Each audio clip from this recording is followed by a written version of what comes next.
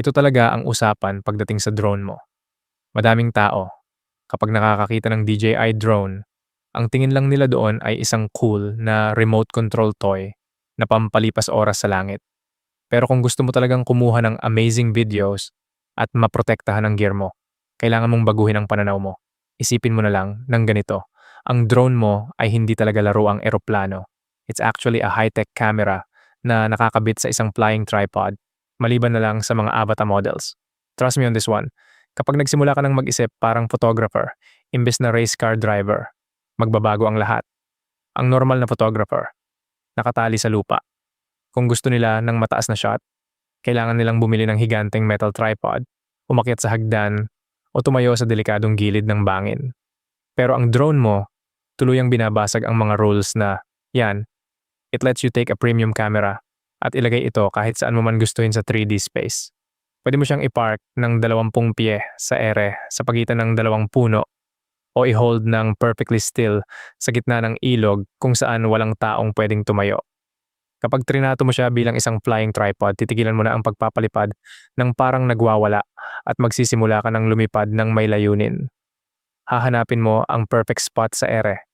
Hahayaan mong mag-hover lang ang drone ng walang galaw. At hahayaan mo ang camera na gawin ang trabaho nito. Nababago nito kung paano ka kumuha ng video. At honestly, mas nagiging ligtas ang drone mo kasi hindi ka gumagawa ng mga wild stunts. Inilalagay mo lang talaga ang camera mo sa perfect spot sa langit. The quick do's at don'ts do. Gamitin ang hover mode para mag-compose. Hayaan lang ang drone na mag-hover ng perfectly still sa isang spot habang tinitilt mo ang camera pataas at pababa para mahanap ang pinakamagandang anggulo. Gumawi sa diretsyo at mabagal na linya. Isipin mo kung paano gumalaw ang isang smooth na camera tripod sa mga pelikula. Panatilihing gentle at steady lang ang paggalaw mo sa joystick. I-check ang surroundings sa eye level.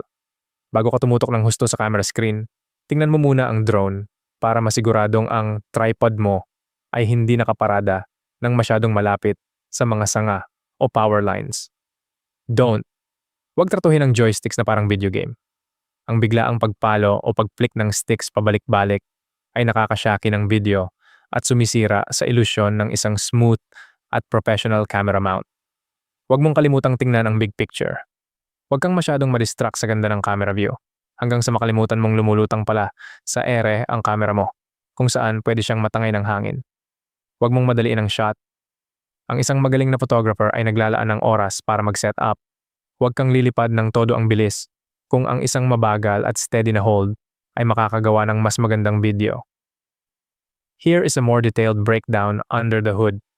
Ang nagpapagana talaga sa flying tripod concept na ito ay ang complex na kombinasyon ng GPS tracking at ng IMU ng drone o Inertial Measurement Unit. Sa loob ng DJI drone mo, ang IMU ay walang tigil sa pagre-measure ng tilts at acceleration, habang ang GPS naman ay nakalock sa mga satellite sa kalawakan para malaman ang exact coordinates nito. Kapag binitiwan mo ang controller sticks, ginagamit ng internal flight computer ang data na ito para gumawa ng libu-libong maliliit na micro-adjustments sa bilis ng motor bawat segundo. Nilalabanan nito ang hangin at pilit na pinuposisyon ang drone sa isang precise mathematical point sa 3D space na nagbibigay sa iyo ng isang completely stable platform para sa camera mo. Sa madaling salita, kung titingnan mo ang drone mo bilang isang camera na may flying tripod, mas magiging tama ang pagtrato mo sa equipment mo. Sa paraang ito, mas magiging mapagpahalaga ka sa drone mo at mas masisiguro mo pa ang kaligtasan nito. Seryoso, marami namang ibang drones dyan na pwedeng bilhin kung saan pwede mo talagang isip around, harurutin ang lipad, at i-enjoy ang feeling na parang si Superman. Mas mura pa nga ang mga yon. Pero para sa DJI drone mo, maliban sa mga avatar models, kailangan mong laging tandaan.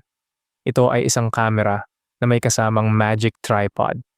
Walang pagkakaiba sa DSLR camera mo na madalas ay inaalagaan mo ng may extreme care.